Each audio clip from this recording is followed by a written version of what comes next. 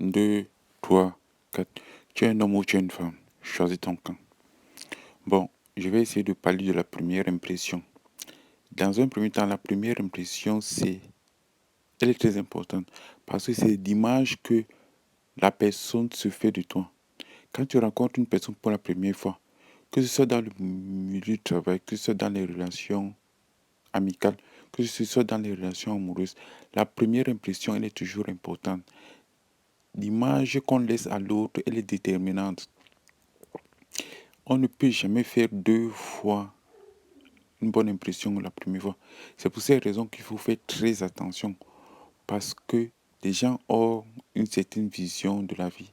Les gens ont une certaine manière de concevoir des choses. Les gens peuvent se faire une idée de nous. Les gens peuvent nous coller des étiquettes. Les gens peuvent se faire une idée de notre personnalité juste lors de la première rencontre. Donc la première rencontre doit toujours être prise au sérieux. La première rencontre doit toujours être prise avec des pincettes. Parce que dans la mesure où tu ne connais pas l'autre, dans la mesure où tu ne connais pas ses valeurs, dans la mesure où tu ne connais pas ses règles, dans la mesure où tu ne sais pas ce que l'autre peut accepter, dans la mesure où tu ne sais pas ce que l'autre peut admettre, dans la mesure où tu ne sais pas ce que l'autre peut tolérer. Donc, si tu fais une mauvaise impression, alors la personne en face peut te coller une étiquette. Je prends par exemple un exemple. Tu as par exemple un entretien d'embauche où tu décides toi, parce que tu es têtu ou bien parce que tu n'écoutes personne, parce que tu penses que le monde tourne autour de toi, tu décides de venir en survêtement. Le fait déjà de venir en survêtement, la personne aura une mauvaise image de toi. La personne va te cataloguer. De ce fait, tu auras du mal à changer dans, à changer de, tu auras du mal à persuader la personne, tu auras du mal à faire en sorte que la personne change d'avis sur ta personnalité. Tu auras du mal à faire en sorte que la personne ait une bonne image de toi. Prenons un autre exemple. Dans un entretien d'embauche, tu arrives avec une chemise, un pantalon et des chaussures de ville. La personne, de prime abord, sans te connaître, sans discuter avec toi, sans faire quoi que ce soit, a déjà une autre image de toi. La personne a une autre impression de toi. La personne a une certaine vision de ta personne. Même si au départ tu es mauvais, mais l'image soignée que tu donnes. Je vais vous raconter une histoire. La dernière fois, j'étais quelque part et j'ai rencontré une fille. Et la fille, je l'ai vue pendant 2 jours. Et pendant les 2 jours, la fille est venue avec le même t-shirt, le même jean, les mêmes chaussures. On s'est regardé comme ça, on a trouvé que la fille était sale. Peut-être qu'on s'est trompé, mais le fait de voir la même personne avec le même t-shirt, le même jean, les mêmes chaussures pendant 2 jours, on s'est dit, mais cette fille-là, elle doit être sale. On a porté un jugement sur cette personne. On ne sait pas les raisons pour lesquelles la fille a porté les mêmes habits, mais déjà, on a eu une mauvaise image de cette personne sans la connaître. C'est pour ces raisons que je vous dis que l'image que vous renvoyez aux autres, l'image, l'impression que vous faites dès que vous rencontrez les gens est très importante.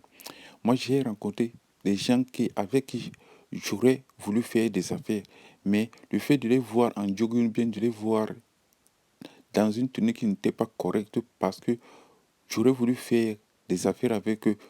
Personnellement, m'a découragé parce que j'ai eu l'impression que la personne n'était pas sérieuse et que la personne ne pouvait pas s'engager parce que à partir du moment où tu ne prends pas soin de toi, à partir du moment où tu n'aimes pas ta personne, à partir du moment où tu n'investis pas sur ta personne, sur ton corps, je me dis comment vas-tu t'investir dans un projet, comment vas-tu t'engager, comment vas-tu faire des efforts à partir du moment où tu n'aimes pas d'abord ton corps, à partir du moment où tu ne fais pas attention à ton hygiène de vie, à partir du moment où tu ne fais pas attention à ton hygiène bucco-dentaire ou bien à ton alimentation.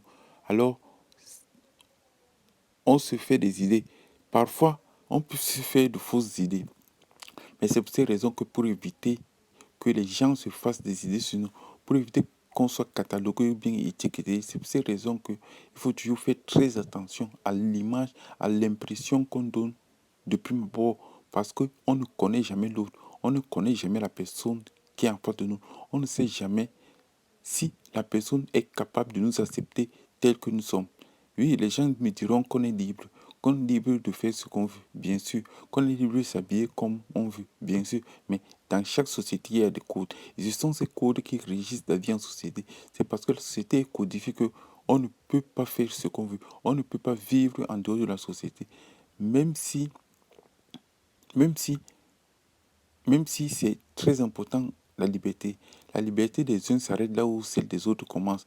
Et dans une société qui est normalisée, dans une société où il y a des préjugés, dans une société où on peut rapidement se faire une idée sur ta personne, je pense qu'à un moment, lorsqu'on ne sait pas où on va, c'est important de s'informer. De, c'est important de faire des choix lucides. Lorsque tu ne sais pas qui tu as en face de toi, le mieux c'est d'avoir un look beaucoup plus un look normal pour éviter de faire des vagues, pour éviter de heurter la sensibilité de l'autre parce que ne connaissant pas l'autre, ne sachant pas ce que l'autre est capable d'accepter, tout en sachant que à partir de la première rencontre, si la personne en face se fait une mauvaise idée, une mauvaise impression de ta personne, je doute bien fort que la personne puisse te donner une deuxième chance. Je doute bien fort que la personne puisse changer d'avis sur ta personne. Je doute bien fort que la personne puisse avoir une bonne impression de toi. C'est pour ces raisons que j'ai dit toujours que les gens doivent être habitués à s'habiller normalement, correctement. C'est normal, je comprends bien que la mode actuelle, c'est de porter des pantalons déchirés. Mais il faut voir les conséquences de cette idée.